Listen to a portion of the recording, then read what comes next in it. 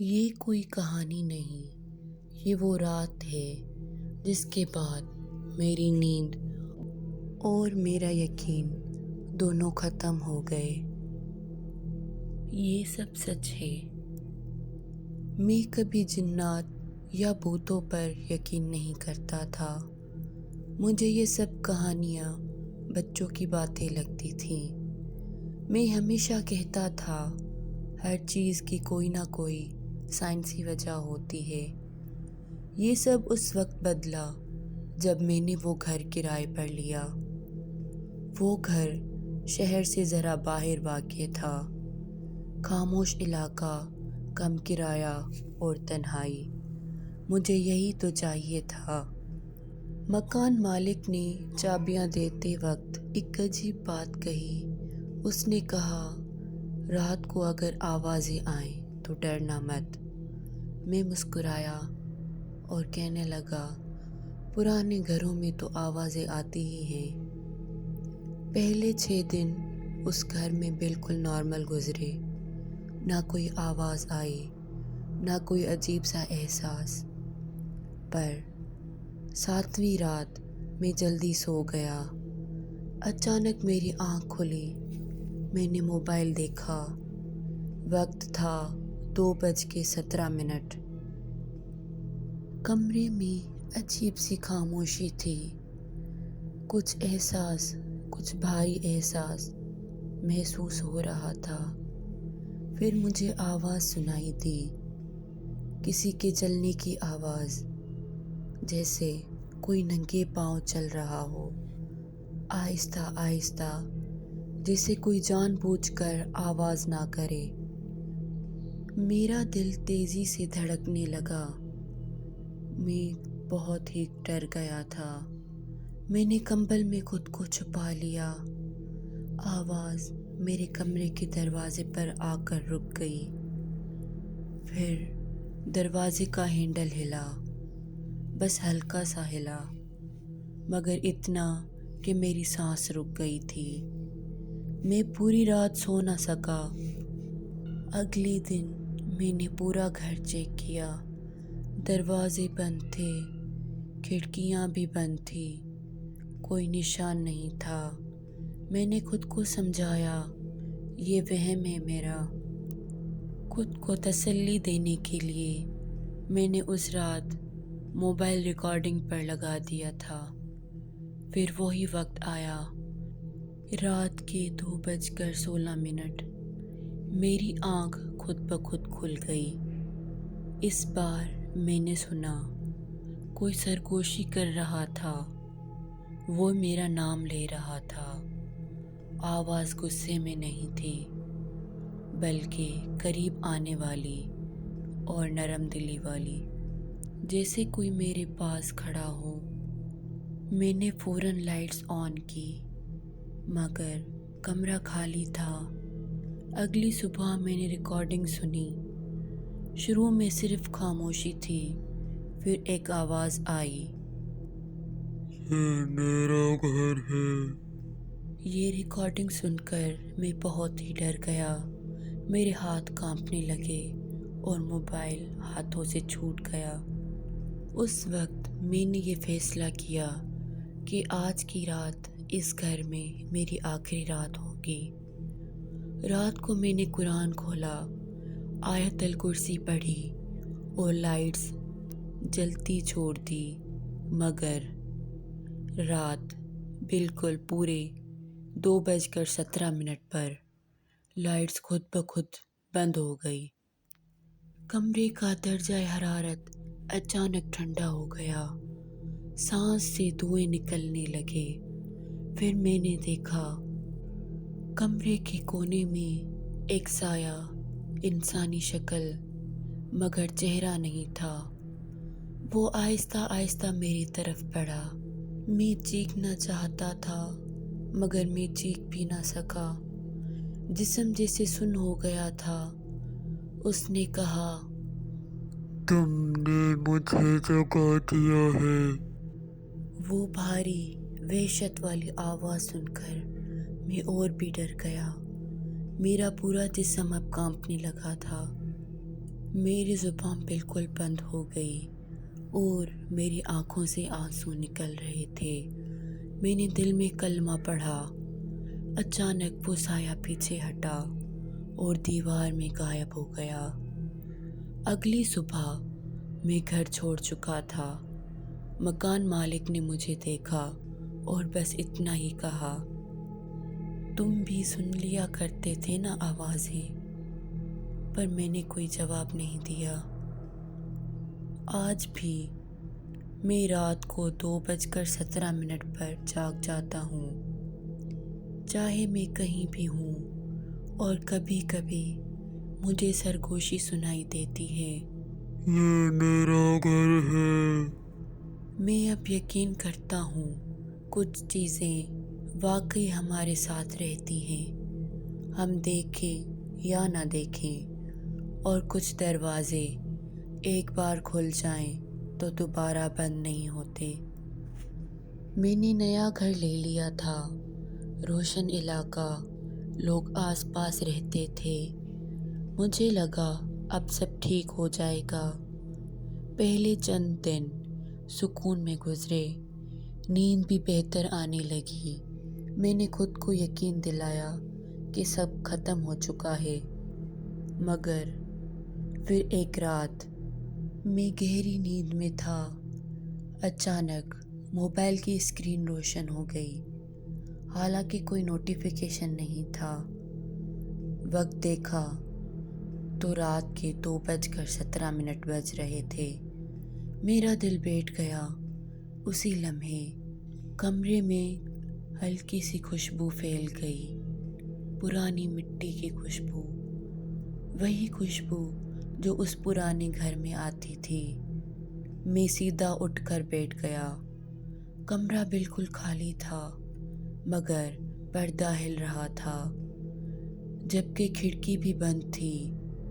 میں نے پردے کی طرف دیکھا اور وہیں ایک سایہ دیوار پر ابھرا، پہلے دھندلا اور پھر واضح ہوا، وہی انسانی شکل، بے چہرہ۔ میرے ہاتھ کانپنے لگے، دماغ سن ہو گیا اور زبان ساتھ نہیں دے رہی تھی۔ وہ سایہ دیوار سے الگ ہوا اور زمین پر کھڑا ہو گیا۔ اس بار وہ سایہ قریب نہیں آیا، بس کھڑا مجھے دیکھ رہا تھا۔ پھر اس نے آہستہ سے کہا، تم سمجھتے ہو جگہ بدلنے سے سب ختم ہو جاتا ہے؟ میں اس کی یہ بات اور وحشت والی آواز سن کر شدید ڈر گیا۔ میرا پورا جسم کانپنے لگا، میری آنکھوں سے آنسو بہنے لگے۔ میں نے ہمت کر کے پوچھا، تم کون ہو؟ چند لمحے کی خاموشی کے بعد پھر جواب آیا، ہم وہ ہوتے ہیں جنہیں کوئی یاد نہیں رکھتا۔ اچانک کمرے کی لائٹس ٹمٹمانے لگی، ہوا بھاری ہو گئی، میرا سینہ دبنے لگا۔ میں نے زور سے آیت الکرسی پڑھی، پھر سایہ پیچھے ہٹا، مگر غائب نہیں ہوا۔ اس نے آخری بات کہی، ہم دوبارہ ملیں گے، اور پھر کمرہ مکمل خاموش ہو گیا۔ میں بہت پریشان تھا، مجھے پوری رات نیند نہیں آئی۔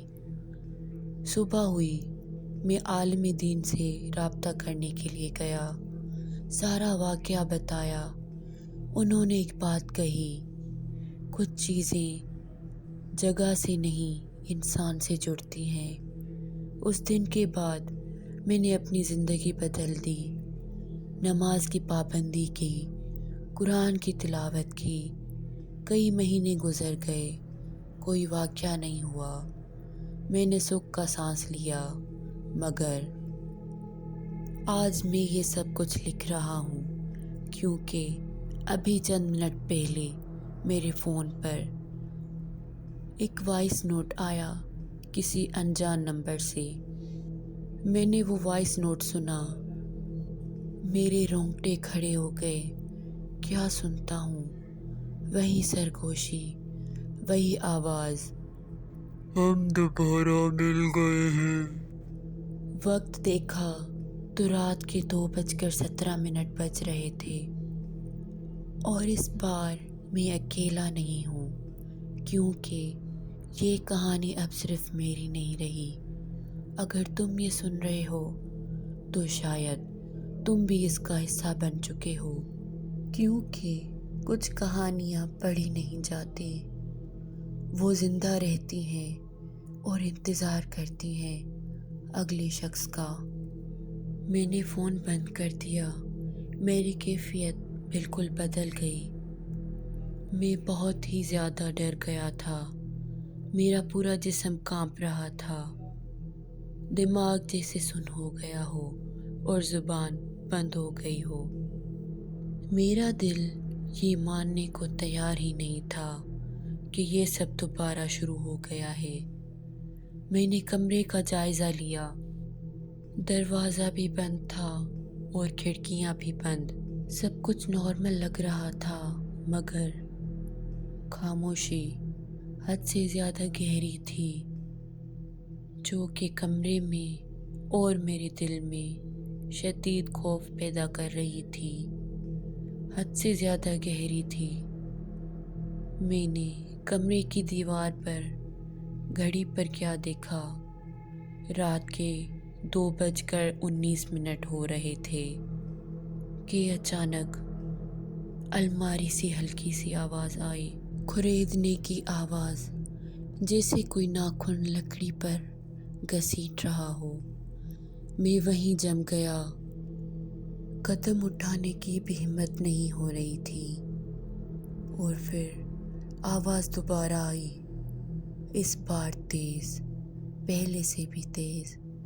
میں نے ہمت کر کے کہا، جو بھی ہو سامنے آؤ۔ ناخنوں کی آواز اب رک چکی تھی۔ چند سیکنڈ بعد ایک جھٹکے سے الماری کا دروازہ خود بخود کھل گیا۔ میری آنکھیں خوف سے پھٹی کی پھٹی رہ گئیں۔ میں کیا دیکھتا ہوں، اندر بالکل اندھیرا تھا، غیر معمولی اندھیرا۔ اچانک ایک ٹھنڈی ہوا کا جھونکا آیا اور میرے کان کے پاس کسی نے کہا، تم نے بلایا تھا۔ بالکل ہلکی، دھیمی اور خوفناک آواز میں۔ یہ سن کر فوراً میں نے اپنی کانپتی ہوئی آواز میں کلمات پڑھے۔ پورا کمرہ جیسے ہل گیا، دیواروں میں دراروں کی آوازیں آ رہی تھیں۔ پھر ایک چیز زمین پر گری، وہ میرا پرانا موبائل تھا، وہی موبائل فون جو میں نے اس گھر میں چھوڑ دیا تھا۔ اب میرا خون جمنے لگا۔ یہ سب دیکھ کر اب میں خوف سے بے حال تھا۔ کیا دیکھتا ہوں، اسکرین خود بخود آن ہوئی، ویڈیو چل رہی تھی، اس میں خود سو رہا تھا۔ ویڈیو کا اینگل چھت کے کونے سے تھا اور ویڈیو کی آخر میں ایک سایہ کیمرے کے سامنے آیا، بالکل میرے چہرے کے قریب۔